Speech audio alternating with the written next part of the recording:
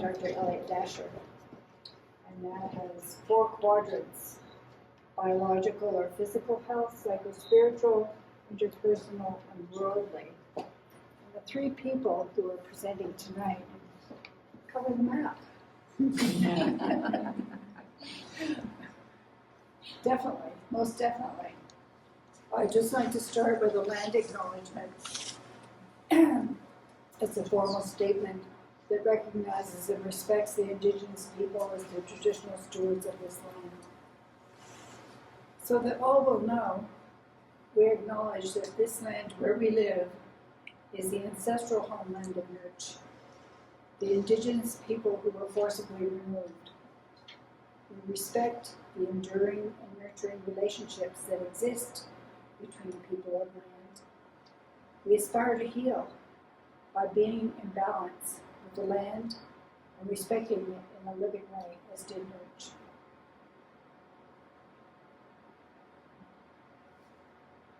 So it's a delight for me to host these 3 amazing folks. Connie and Andrew have been here several times. We've supported their work over the years. Some of it's been birthed in this building. And she's our boss. Yeah. We were all of ours. So Connie Baxter Marlow, who raised her family here in the valley, Andrew Cameron Bailey, who came across the ocean to America, and the 2 met up, and it's been a journey ever since. And then Shayla Paradeis, who I met 2 years ago, I think, Christmas time, when she came to search out a musician for an album that she was going to do. And so they're dear friends, and independently, they both, this couple, this young woman, said they were going to Australia. So one of my gifts is to be able to make connections. And I hooked them up, and I hooked Shayla up with this gentleman, Ben Bowler, who you'll hear about this evening. And I was thinking, well, how did this happen? Why did this happen? Well, I have to go back a number of years to standing in my neighbor's kitchen. I picked up a Smithsonian magazine. And here was this article about remains of 2 ancient Aboriginal people in Australia that became known as Lady Mungo and Lady Man. Mungo Man. Or Mungo Man. Mungo Lady and Mungo Man. And I'm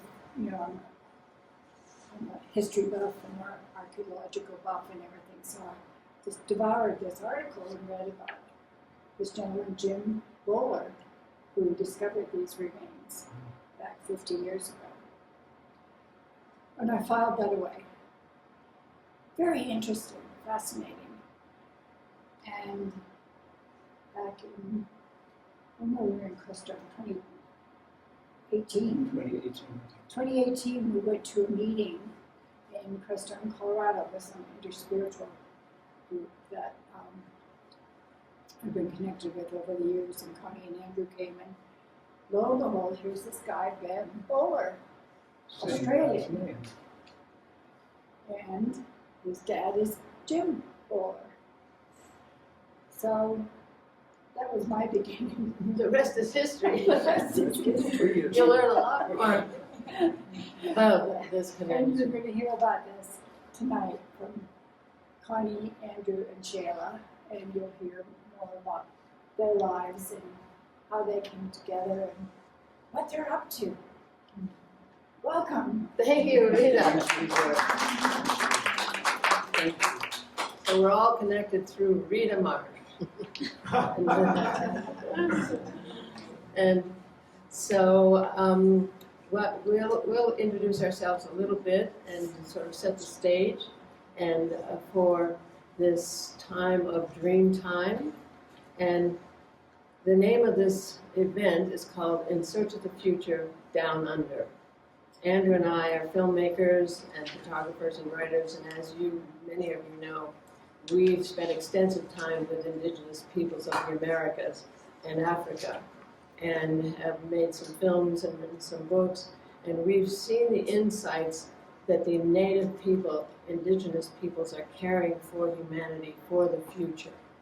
Okay, that's been our shtick for the past 30 years, and we've been bringing elders to the valley, doing that 30 years, and saying stuff nobody has a clue of what we're talking about. And so it's time now that the consciousness is catching up now to what the indigenous peoples are carrying for the future. And the bleeding edge science is proving what the indigenous peoples have known. So the Western mind can now say, oh, well, science proves it, so I guess that can be so. So I guess I can put my life on it. And we've written a book called The Trust Frequency, 10 Assumptions for a New Paradigm, that gives people a toolkit for this aligning with this way of knowing and trust in a conscious, loving universe.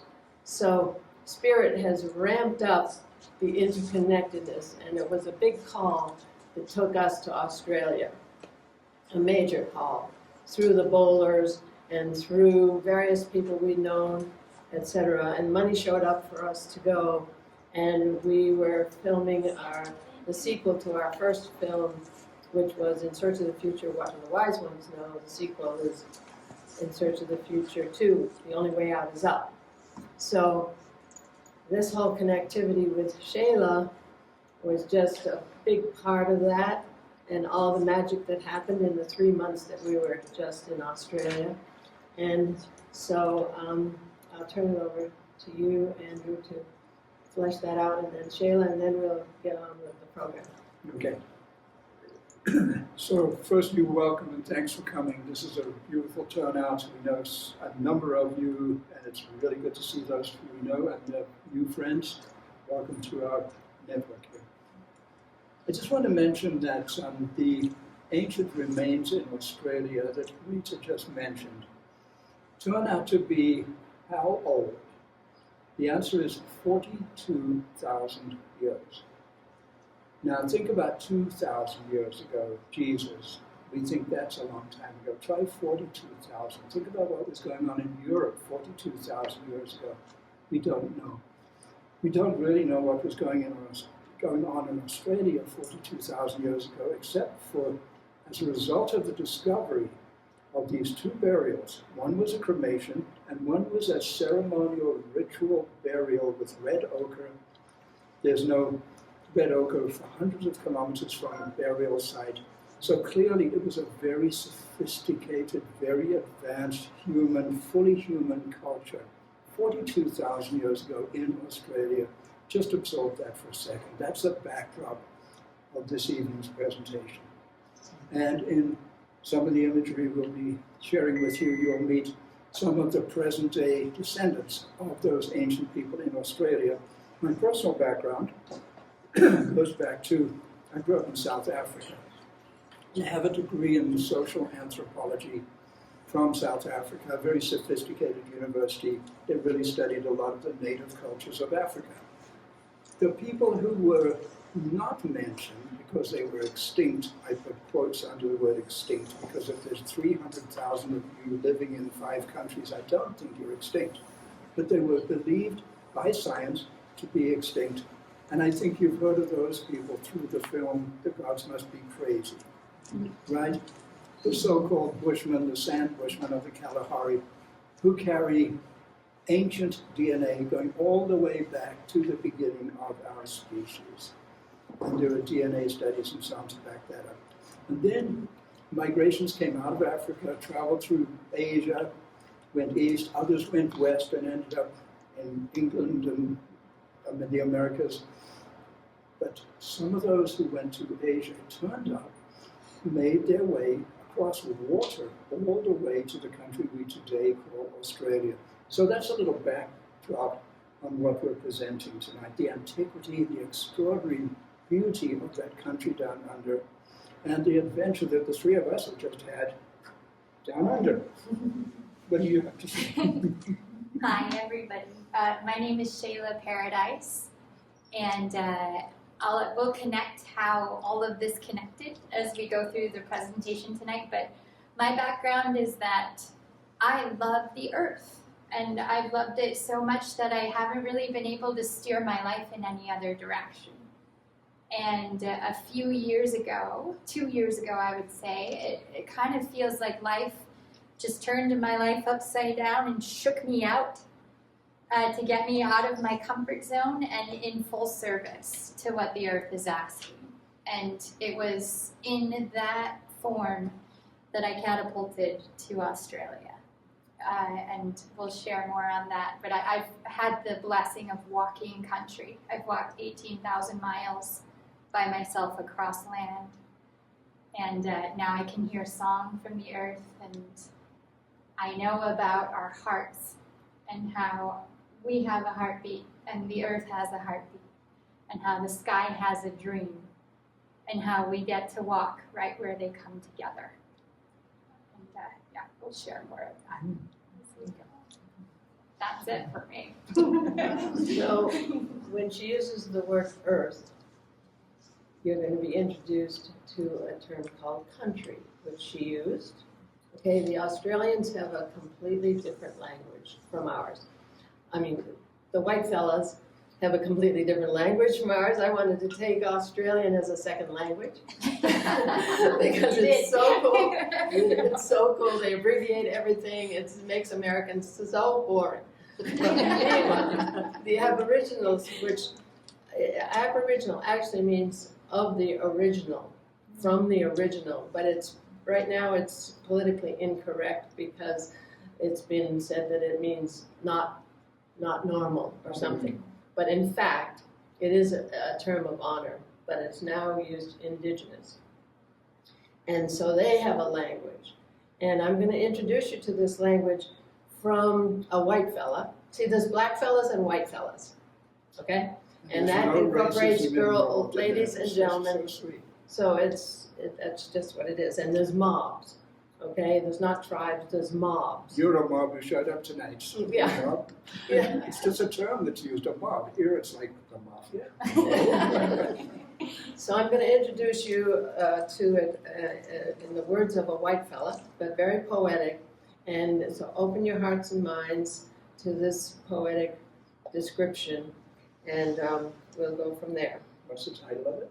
Well, his essay is Odyssey Down Under. And so here it goes. In the beginning, on a vast tract of continental crust in the southern hemisphere of planet Earth, the dreaming brought forth the landscape, rendering it alive and full of meaning.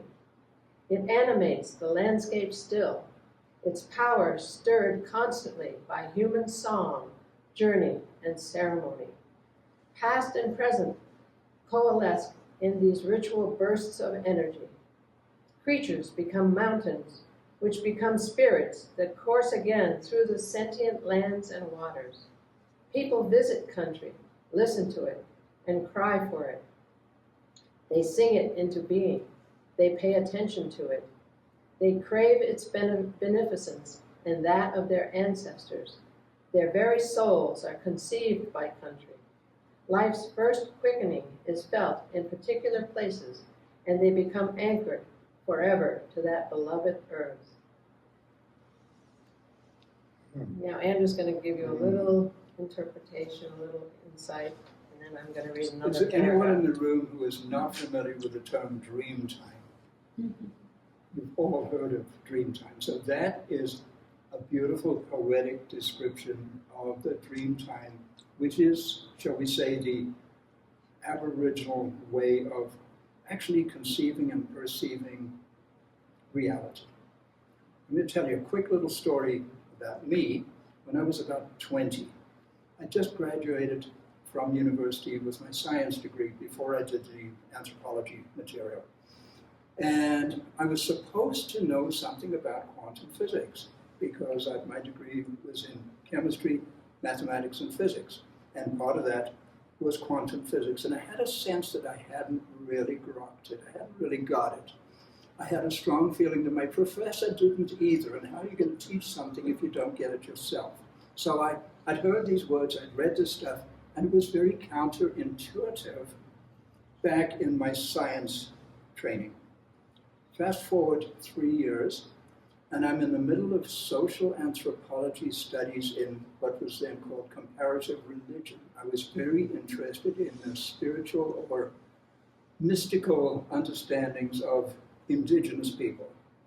I wasn't terribly interested in Christianity and Buddhism and these mainstream religions, but I was extremely interested in what the ancient ones knew, because I had a feeling they knew something that we didn't, that we might have known once, thousands of years back, and then forgotten, something like that.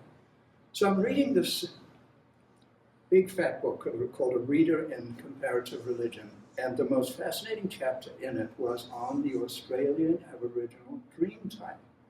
So it's a white fella, obviously an anthropologist in Australia, talking to these black fellas and saying, how do you see the universe?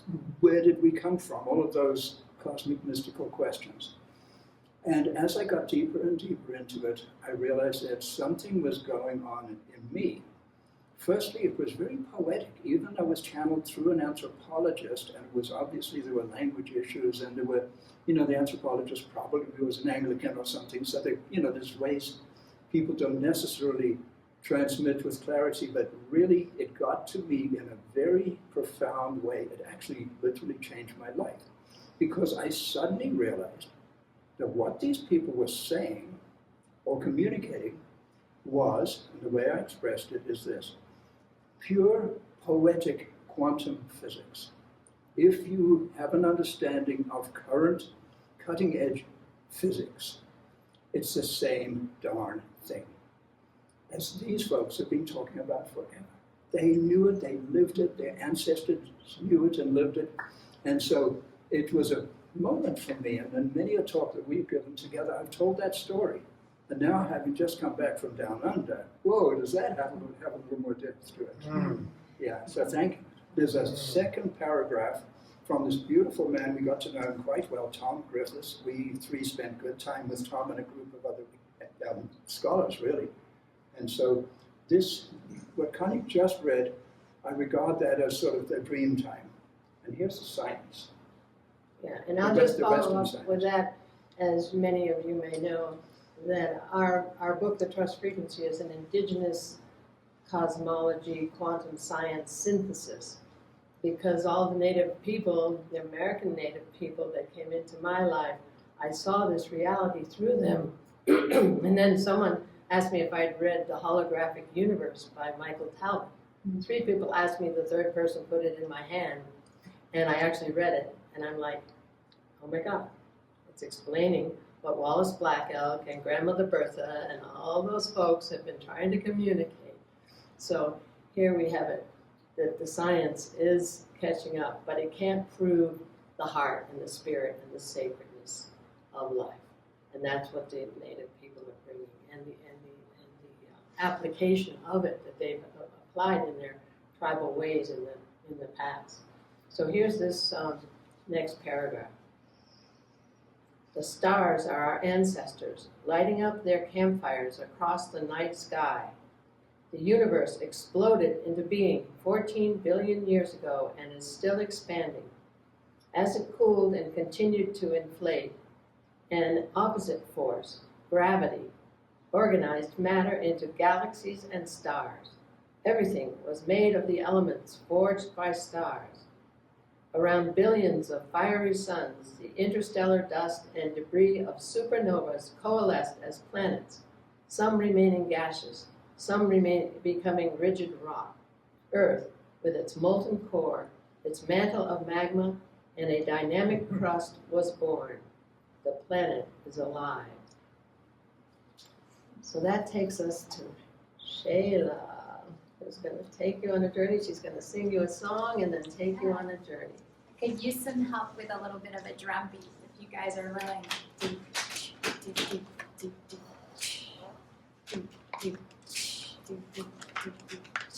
And you can't do it wrong, so don't worry. This is a song I heard from the Crystal River right when I got back from Australia. And you're welcome to sing too.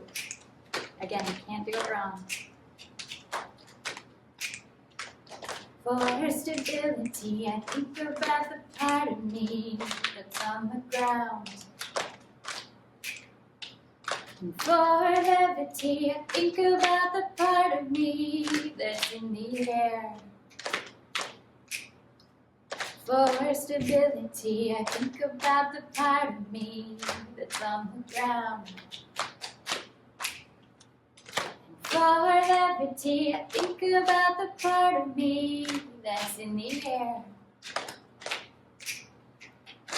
Oh, gravity, I thank thee. Oh, spirituality, I thank thee. 'Cause we are physical and formless, physical and formless, yes. And our hearts are so enormous, hearts are so enormous, yes. We are physical and formless, physical and formless, yes. And our hearts are so enormous, hearts are so enormous, yeah.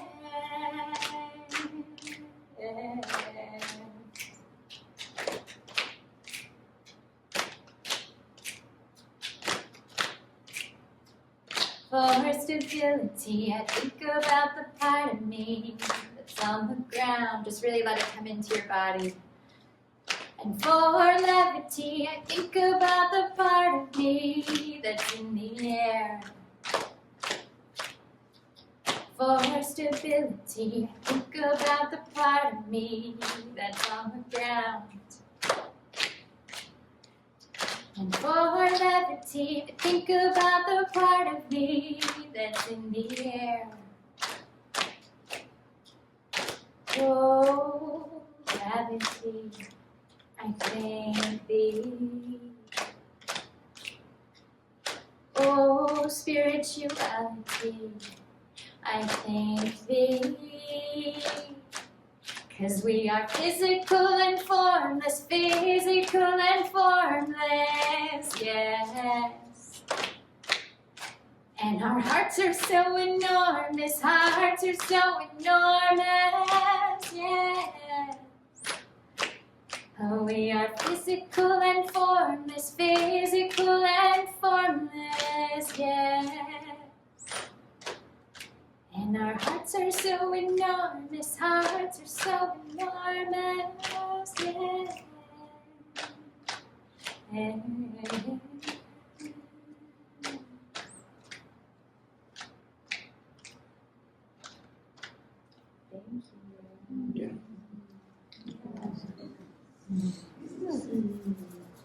Yeah. So I'm just going to share for this next little section my story of what happened in Australia. And this is called yarning. Howdy, yarning. This is yarning. Yeah. Howdy, yarning. Yeah. I referred to it earlier as being catapulted. And right before I left, Rita put me in connection with these two lovely people and Ben Bowler. And as soon as Connie and I connected, it was wonderful. And we were about to meet on the equinox in a part of Australia where a community lives called Rocky River for the Rainbow Corroboree, hosted by a man that we refer to as Uncle Louie. He is the caretaker of the land, and he invited come one, come all to celebrate the equinox. And you'll see a slideshow from it Yeah, we'll show you. at the end of it. Yeah. So we get this arranged, and Connie says, and watch out, because it's probably going to change your life once you get on board with Rita Marsh. And I was like, I think that's already happening to me. So, I'm just in service. I don't know what's going to happen. And then right before I left, the couple of days before I went to the corroboree, I kept having dreams of something dying, of me dying, and feeling like a resistance that going to this gathering is going to shift me in a way that my being knows is going to be big and different. And my plane wouldn't go. We all boarded it, and it started on the tarmac, and then it turned around and went back. And there was all this energy of like, what is going to happen at this gathering? And I ended up flying to a different part of Australia, renting a car and driving 5 hours instead of 2.5 to get there. And when I did get there, I was all like frazzled, just like, God, what has been happening? And this woman, Maria, who is just this wonderful maternal woman who travels with a rainbow tribe and is such a healer and such a nurturer, she put her hand on mine and she says, "You are not in your body." I know, what's going on? And so I land, I meet Connie and Andrew. It's late, it's dark, and the next morning, we're all camped out on this land, and it's really kind of like tucked in there, like janky roads that I was afraid I was going to break the rental car coming down. And yeah, you guys do. Just like, I trust we're going here. And we've set up a healer's camp. And there's a circle around a fire with all these chairs in it, and these wonderful people from all different walks of life are gathered to prepare the space for this gathering that's happening in a couple of days. And you'll see some of them in the teaser that you guys will be sharing, as well as, it's phenomenal people who know that it's time, if you have any healing in you, to be in service to it and just put your heart out there with all your might. If you've got it, do it. And they were great to land frazzled in and to kind of talk about, I don't know what's going on with me, but something's shifting. And it ended up that first day, I started to be able to name it, is that trauma is asking to move through my body. And it's generational trauma, and it's from my ancestors, and it's from me, and it's from people I know, and it's from the earth itself. And as soon as I realized that's what it was, I was actually chopping vegetables with Maria, with this very spiritual, very maternal woman. And I start crying as I'm making guacamole, and I say, like, I just realized I love the trauma, like family. Like, I've been holding it on purpose. Like, I haven't been willing to let it go because it's dear to me. Because I get that there's a bigger picture, and I get that we're all playing these roles, and I have such gratitude for every role that's being played, but because of it, I haven't been willing to let it go, to let it out. And Maria, she comes up to me and she goes, "Give me it. Give me your trauma." She's like, I want it. I'll give it to the earth. And all of a sudden I get this really strong pain in the back of my neck. And it feels like it's all just like concentrated, like one stone right on the back of my neck. And Maria's got 75 people to feed.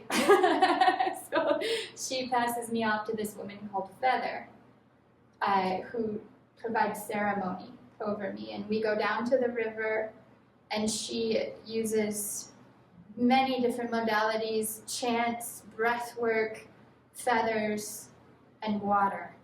She takes water out of the rocky river, and there's a stone inside it, and she sprinkles it all over my body. And she says, this is a new day where no longer will sentient beings be violated. And we appreciate everything that we've come from, and we appreciate everything that our ancestors have carried. And we are moving into a new day. And I felt this washing of my whole body as she was saying it. And then she goes right to my back, and it feels like I have no skin. over the back of my heart, and she pulls this trauma off my body, and I feel it, like roots getting pulled out of my back. And her hands are so soft and so loving, and the fact that I have no skin for the first time ever feels okay. Like somebody is loving it and somebody is caring for it, and I can be that raw because it's a new time. And then she puts me to bed.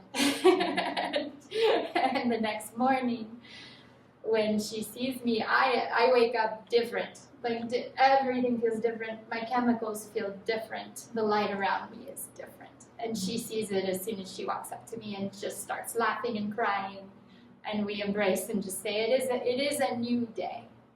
We feel this and we know that this is coming, and this is coming for all of us.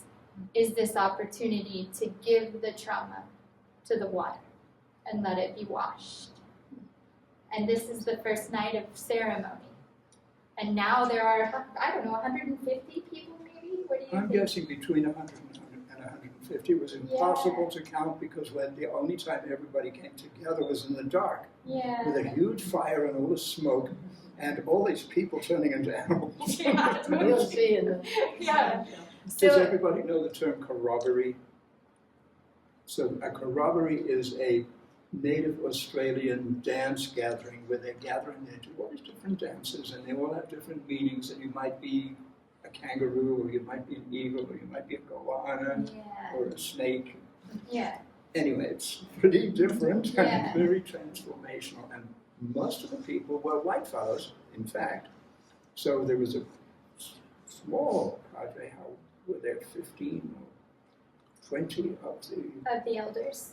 and then the youngers, remember the ones who painted up and danced Yeah. and all of that. So Yeah. more and more kept coming out of the woodwork. Yeah. But it was mostly, anybody here heard of the Rainbow Tribe? It started in 1974 in Granby, Colorado. There's a very big contingent there, and a group in Australia have undertaken to approach this group of Aboriginal wisdom keepers and say, we'd like to learn your language, we'd like to understand your ways, we'd like to support you and help you in whatever way you need from us, but this is what we'd like from you. Yeah. And so this was a very unique, it apparently had taken some years and was difficult to break through that trust barrier to get to that point, but this was the moment where this actually happened, and we got to be in the middle of it. It's pretty amazing. Yeah. Yeah. So it's a new day. And all of these people are gathering, and I don't know what I'm doing. Like I have really felt up until that point, I know that my connection to the earth is strong, and then I don't know what's appropriate for how to respect other cultures or how to relate. And here we are around all of these Aboriginal elders, which to me is about as high as it gets. For me, this ancient culture that's been preserved for millennia. And I don't want to say or do the wrong thing, right? And all of these things are coming up about like how to behave, but they're not coming from the elders, they're coming from the white people around me. They're saying, don't wander, because you might go to the wrong place and offend somebody, and there's camps for women and camps for men, so don't wander. And I'm like, but I always wander. That's what I do. And they're like, and don't play the didgeridoo because you're a woman and women are not supposed to play the didgeridoo. And like, there's this separation between men and women that seems to be very important.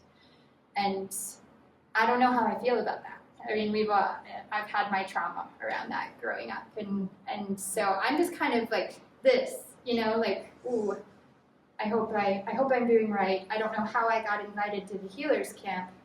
I'm grateful, and I hope I do right by this whole experience. And then the ceremony starts, and there's this big banner over Uncle Louie that says one family, one blood, one world.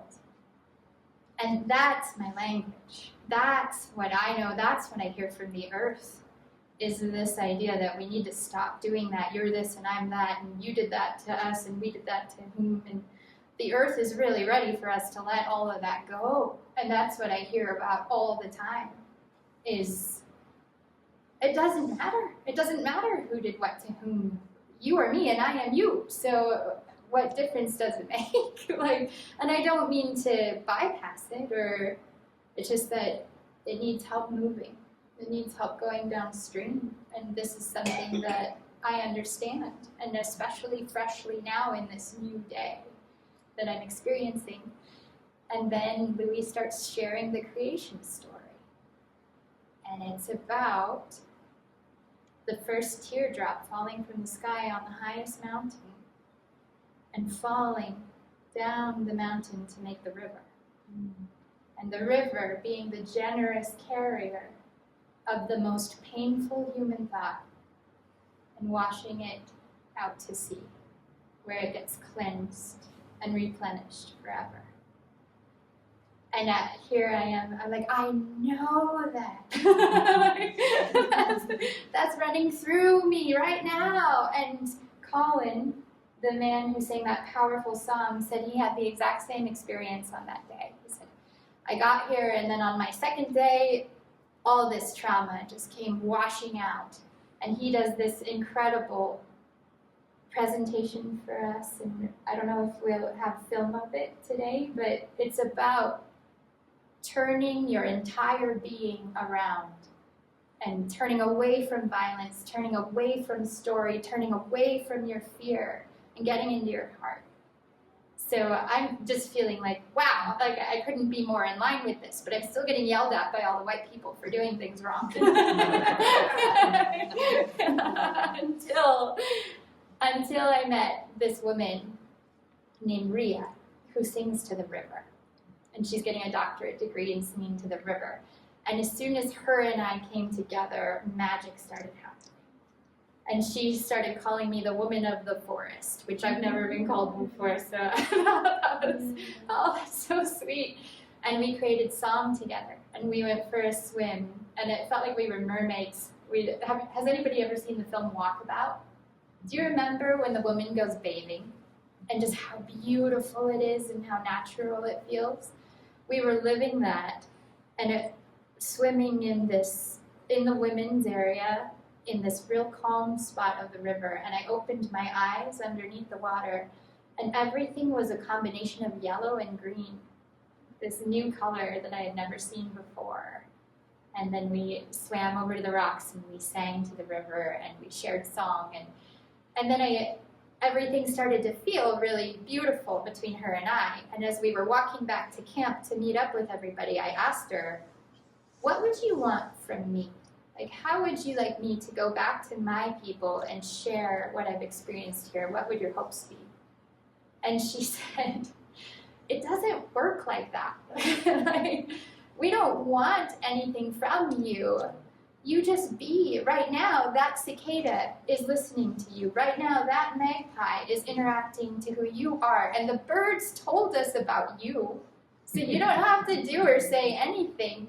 It's a dialogue. And for the first time in my life, I understood it's a dialogue. I've been really honored to receive message from the earth, but I've never thought about the fact that earth is also receiving message from me. And that it's a circle that keeps on spinning. And so after that beautiful ceremony, and we'll play some images of it, but I was asked by one of the elders to go to the Murray mouth of a river and introduce my body to it so it could hear the story of the Mojave Desert in America, which I've walked across. And so they said, bring snow. And I kept seeing Mount Silprus. And they said, please, your body knows ice, your body knows snow, your body knows about moving water and abusing water. And you need to go remind the land to flow. And what an honor. Like, I never thought of it like that. I never thought, like, we are the gift to the earth. The earth is like a parent. And if you've ever been blessed to be tucked in by a little one in your life, that's all the earth needs us to do right now, is to sing to her and to love her and to notice her and that will get her flowing. So I picked up a cup of water from the Murray Mouth, and I took it to the top of the highest mountain in Adelaide, which was where I was staying in Australia, and I dropped it at sunset. And right as I did, I noticed there was a sign right next to me that talks about the Southern Cross, which is a constellation that I actually have on my body over my solar plexus. I have the 5 stars of the Southern Cross, so it was just very much like a honor and a blessing, and just understanding that these things are moving through us. They're not us. These stories, these things that have happened, these energies that are ready to heal, they are energy.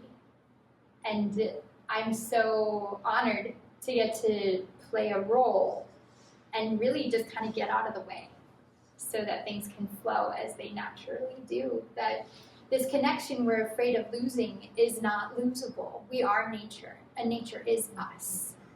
And it's so wonderful to get reaffirmed by a culture who never lost it in all these millennia. Yeah. Yeah.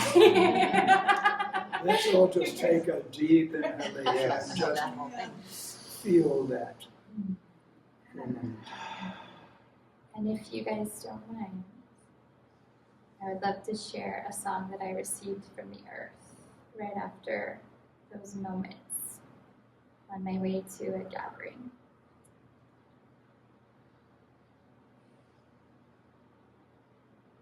Sacred earth, I rise to meet you, place of birth, I hear your call.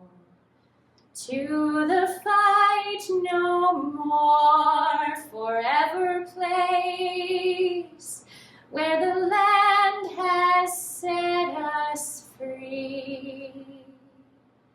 As we give ourselves to peace and grace, as one may we be. Sacred water, I flow to meet you, heart of hearts, I hear your call. To the fight no more, forever place, where the river meets the sea.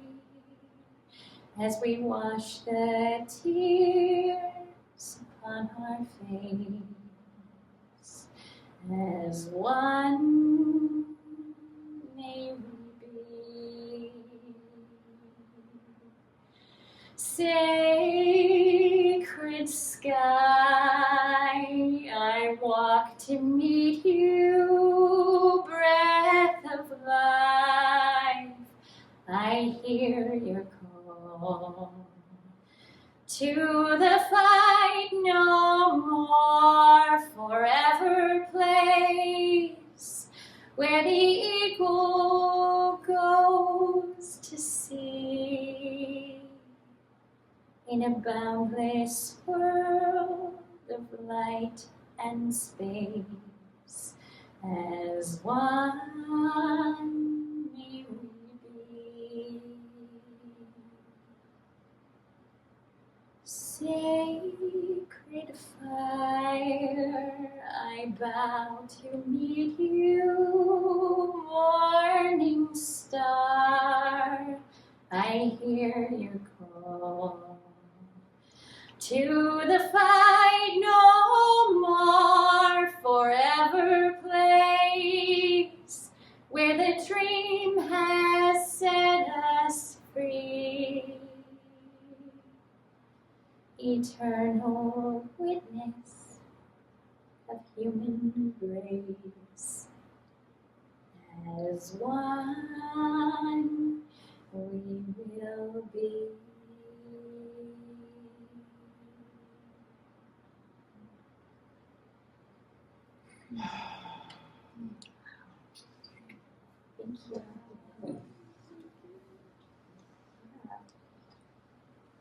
Are you going to speak a little bit about meeting the dreaming? That Sure, yeah, we can segue into that because that's the song that I received on my way to my second gathering with these lovely, incredible people called Meeting the Dreaming, which was hosted by Ben Bowler, the son of Jim Bowler. And now we're really, now we're going into this energy, to me, of where the Western mind meets the Aboriginal heart. And there's suddenly so much backup. Like there's this like structure to it that like it kind of feels like a playground to me. I don't know how you two relate to it, and I hope to hear, but it's just like I had this like yes of going there. And 2 days before I went, Connie called and said, "Hey, do you want to sing?" I was like, "Sure." I always say yes when people ask me to sing. I had no idea what kind of gathering it was going to be and what an honor it was to be asked to sing. I was just like, "Sure, yeah, I'll bring my guitar." Whatever. But then the next day on my drive to the gathering, I heard that song. And so the earth gave me this offering to take to the gathering. And I got to sing that on the stage, not realizing that it was actually kind of a grand and amazing occasion, and that it was in a way sort of bold to go in and sing a cappella some song I just heard yesterday. But it was an honor, and it turned out to be really grounding and really. The dreaming was something I had never heard of, but truly knew. My heart knew all about it, and so it was really just so wonderful to have the name and the shape to go into. I have a question. Yeah. Rita and Connie, do we have some video from that night that we can show? No. Did that turn out? We could do no. Meeting the dreaming. No. Okay, because the whole event was streamed. It was star quality, and Oh yeah, we are actually going to screen at the end as a closing. as a closing. Okay. But this Meeting the Dreaming event was honoring Mungo Man, the 50th anniversary of the emergence of Mungo Man when he presented himself to Jim Bowler 50 years ago in 1974.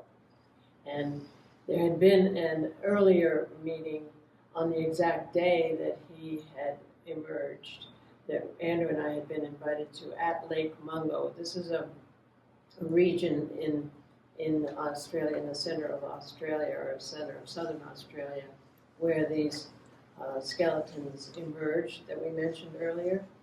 And we had attended a family gathering on February 26th up at Lake Mungo, honoring Mungo Man and Mungo Lady.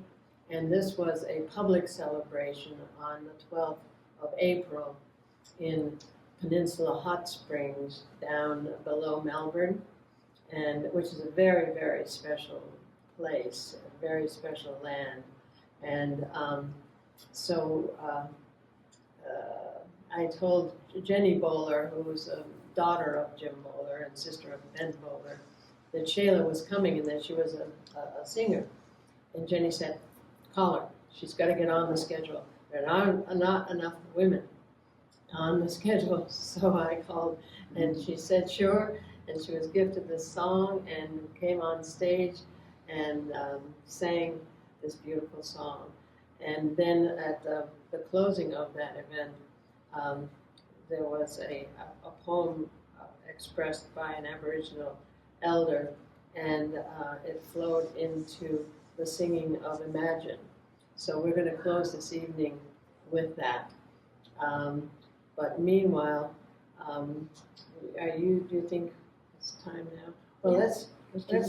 let's show the slideshow so we wrap up. Let's have some, yeah, because Yeah. that's a Robbery. lot. I'll spiritual will get this. Yeah, and I just before we move away from that particular scene, I just want to describe it. It's called Peninsula Hot Springs. Hot springs are bodies of warm geothermal water, as everybody knows, and you only see people's necks, their heads. So here was the stage, And here were these beautiful performances, and here were all these pools with all these people, most of them Japanese and Orientals, who probably had no idea what was going on. And this beautiful event emanating from the stage. It was surreal. It was, and this slideshow is from the corroboree, not So- from. Yeah, Right, so that yes. just to. So yeah. we'll move out of the way. Okay. Yeah, so the corroboree. So thank you, everybody. Just get up and wiggle if that would help, and we'll stop this thing.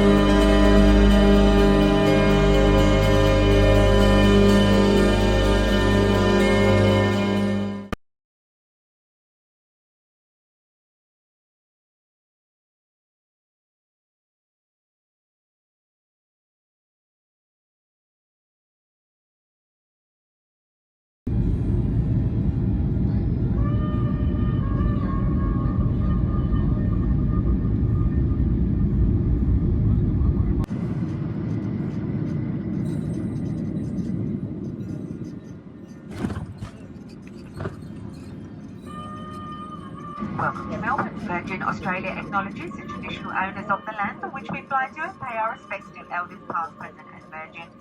The local time is 25 minutes past 12 and it's 14 degrees outside.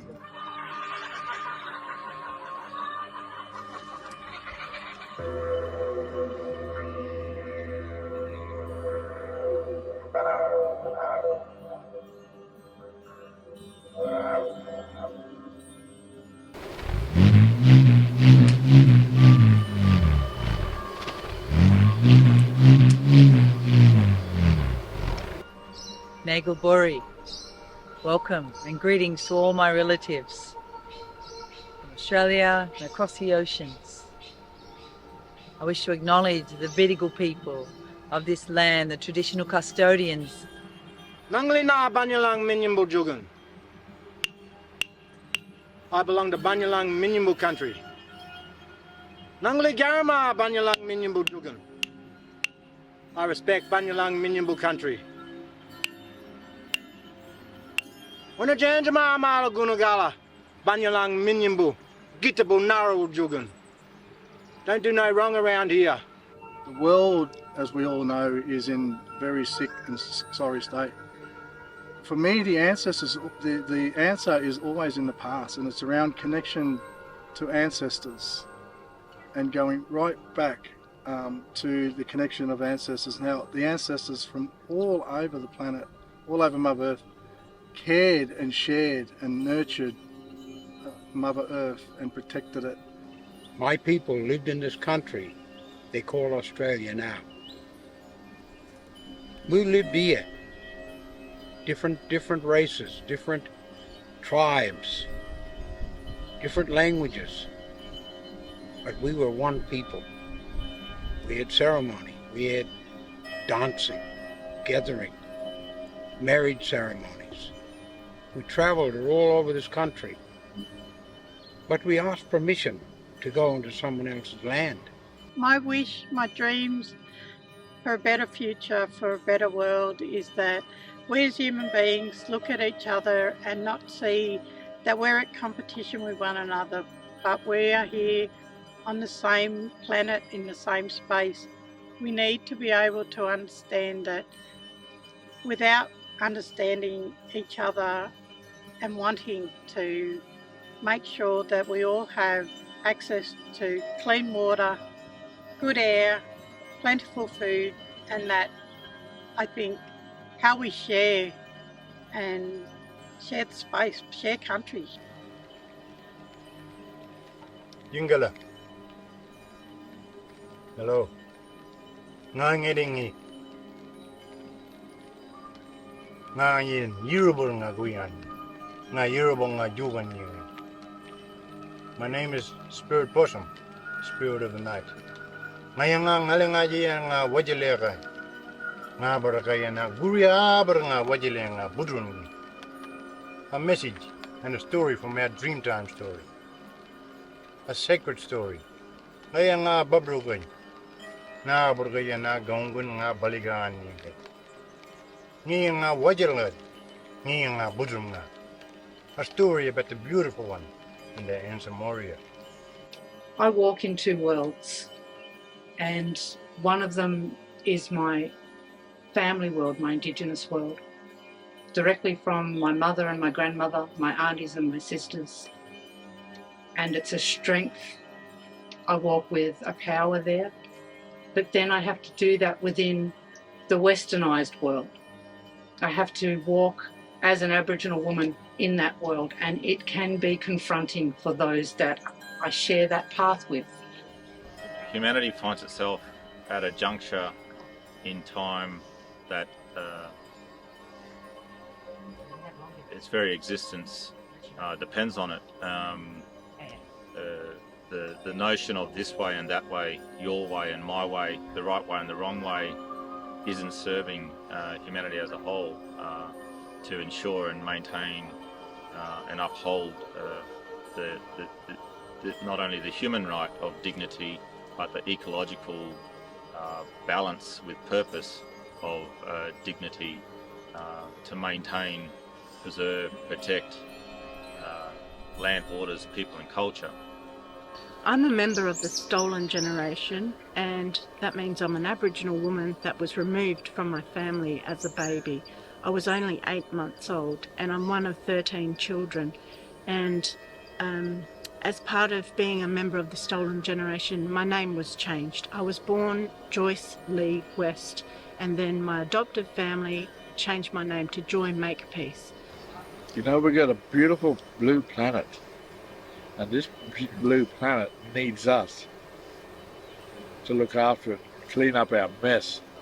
You got to clean up your backyard first, and then you got to clean up your front yard.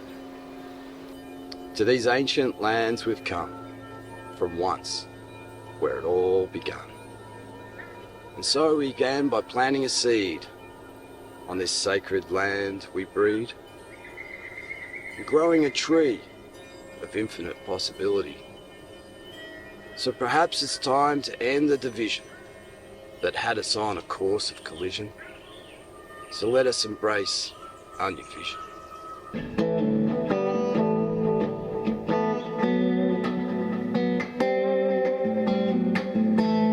Saw that rock standing on sacred ground, living on borrowed time, and the winds of change blowing down the line.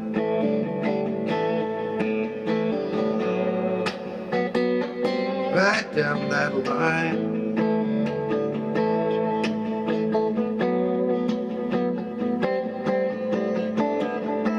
Pulikumpunka, Harani, Matamilmel Pakatu.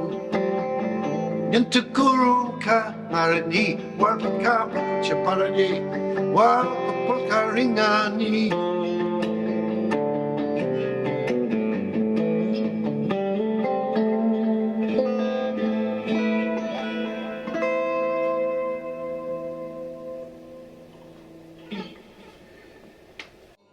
My journey as an artist took me into First Nations Australia, into Aboriginal Australia. I felt all the hurt and the damage and the wreckage that colonisation had caused. But I found something much more resilient despite all that. Was this drive for healing, for unity of purpose, for a lot of the old people would say that our grandchildren can walk side by side together into the future. One of the most significant moments in this history of Australia was the establishment of the ancestry of the Indigenous Australians today. That ancestry was brought into sharp focus by the arrival here, or the discovery of the remains of Mungo Lady and Mungo Man. Our task is to alleviate fear, because fear is the antithesis of love. And we need humanity to engage in love. This is a very important point. And how we deliver this is that we need to create food. Energy, of course, is primary to that. We need clean water. We need a clean and built environment that's radiation proof and actually constitutes a safe habitat for people. We look at the James Webb and how extraordinary, it's just mind-blowing, the images that are coming back to us.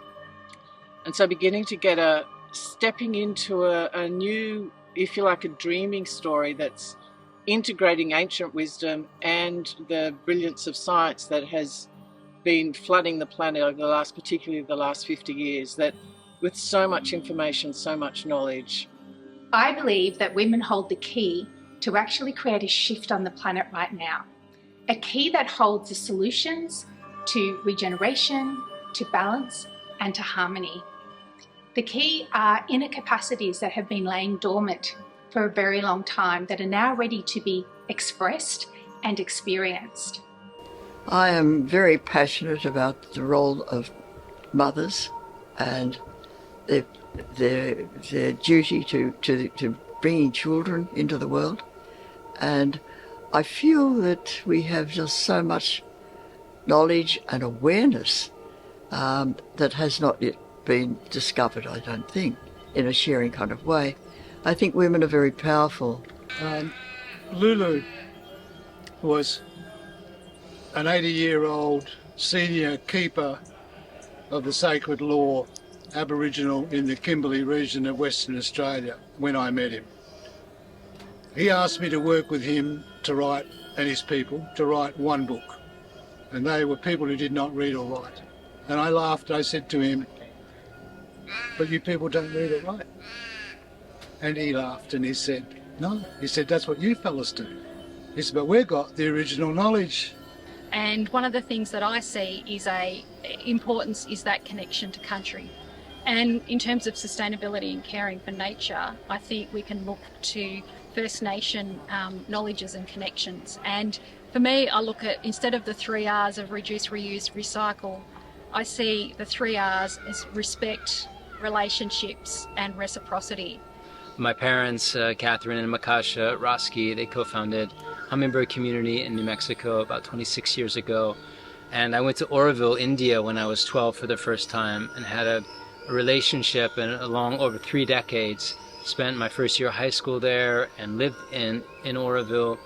And going to Oroville was a life-changing experience because I saw at scale a community, people living together and pioneering the new ways of being. I said, this is what I'm interested in. I'm passionate about this. Crystal Waters Permaculture Village is a residential eco-village in the hinterland of the Sunshine Coast in Queensland, Australia. The plan was developed in the 80s and I was lucky enough to buy into that plan. I was very excited to see that it was going to be 640 acres full of 83 residential lots and a couple of commercial lots. So a village heart, a village centre where people could have their commercial enterprises and businesses, and there'd be a cooperative that helps people with those businesses. Living here at Crystal Waters, beginning back in 1978, living in community has been a very vital part for me, and I've learned the benefits of that. I would say that I've got 50 or 60 what I call like-minded friends here at Crystal Waters, and they're not really like-minded because they've got quite different ideas and beliefs, but they're like-minded in terms of they're good-hearted people. And we're happy to sit and talk with them, or I'm happy to sit and talk with them at any time, knowing that we do share a lot in common. At the Climate Foundation, we've been working for the past dozen years to regenerate life in our soils and our seas. In recent years, we've partnered with Dave Holmgren and others to apply his dozen permaculture design principles to the marine environment. We call it marine permaculture. And what surprised us was how powerfully the permaculture design principles generalized to the marine ecosystems in addition to the terrestrial ones. Today, I'd like to share my perceptions on healing and unity. Healing is a very important thing. Even more important, it needs to be understood as to how healing happens. When we're created perfectly, in a way that everything that can go wrong, the body can correct it. It comes back to attitude. I'm a medicine man. I make beautiful medicines, very high vibrational medicines. I call it the Golden Age elixir. What we really have to understand is that you need to believe. First you need to believe, then you need to trust. And for me, this exploration has really opened my eyes to the magic that exists, the power of our healing capacity, the power of our truth and our knowing and our remembrance. The future of wellness is in shifting all of the negativity, all of the fear. And the future of wellness is by doing that in vibrational frequencies that allow all the old unresolved pain and fear to automatically be shifted. Then we automatically rise into a new state of balance and wholeness and alignment. This here is our red and near-infrared light therapy. The science behind this is called photobiomodulation. They've done over 4,000 different clinical studies to determine how light affects our cells. And the reason why it does that is because we're not just physical beings, we are also electromagnetic, energetic, conscious beings. While we have this incredible resource of nature available to us, we also have the chance to come together in new ways in working and collaborating as one. Through business, we're starting to see the opportunity to work from the grassroots up. I've been having the honor and the privilege to meet 13th grandmother Nellie Patterson. She's the traditional custodian of Uluru, this big rock which is considered the heart center of the world, the red center. Okay, when I was about 16, 17, in 1968, with my first eye contact with a 3 to 4 story eye spaceship. There has been an evolution in terms of humanity's presence on this planet and how we operate, how we think, how we make decisions, how we relate to one another. If at one point we were primarily instinct driven, and that was good, there came a time when we shifted to be operating more from our intellect, primarily with instinct and support. There is an opportunity for everybody who's alive now to be part of a beautiful shift. And it's a big shift, a quantum leap, but it's also going to be done with ease by following joy. And it's a really exciting time to be alive. It's really an honor to be here.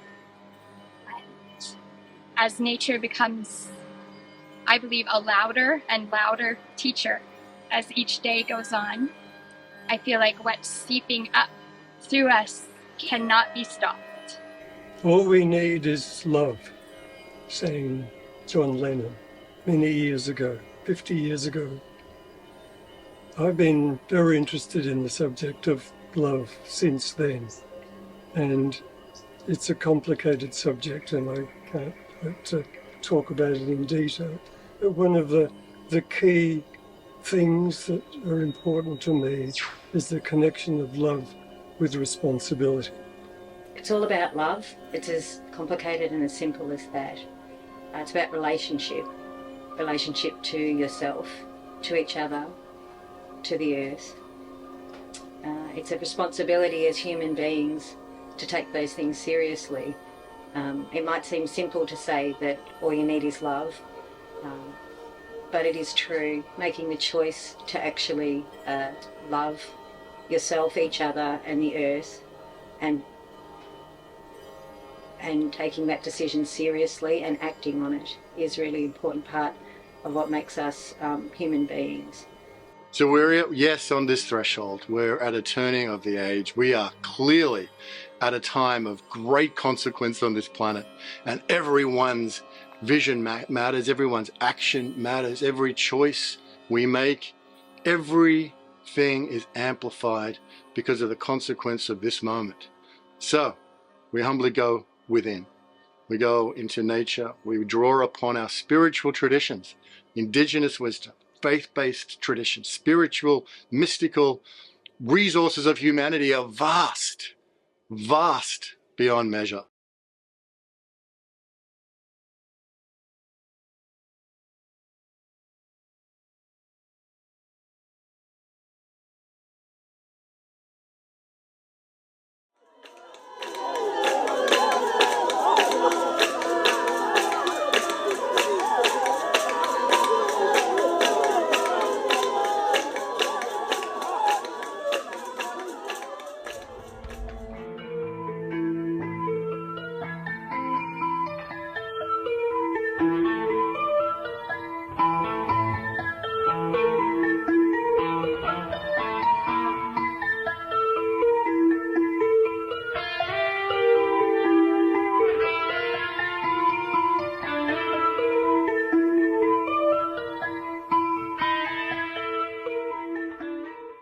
Don't get a future automatically because most species are extinct.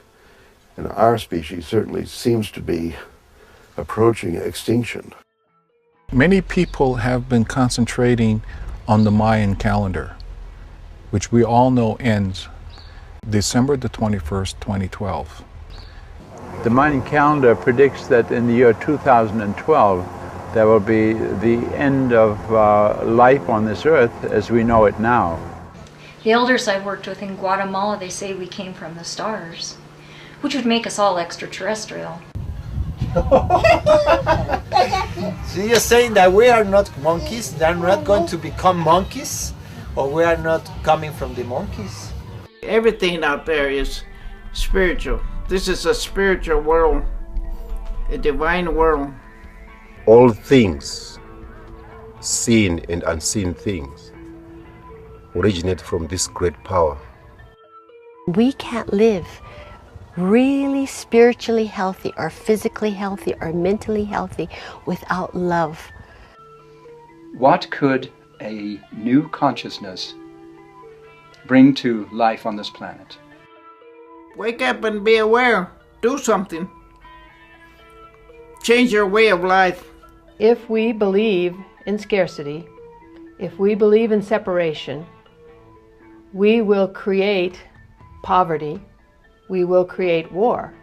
The kind of shift I'm talking about in growing up is literally, strictly a change of how we think. Where we are going is a great awakening of the magic in the human heart.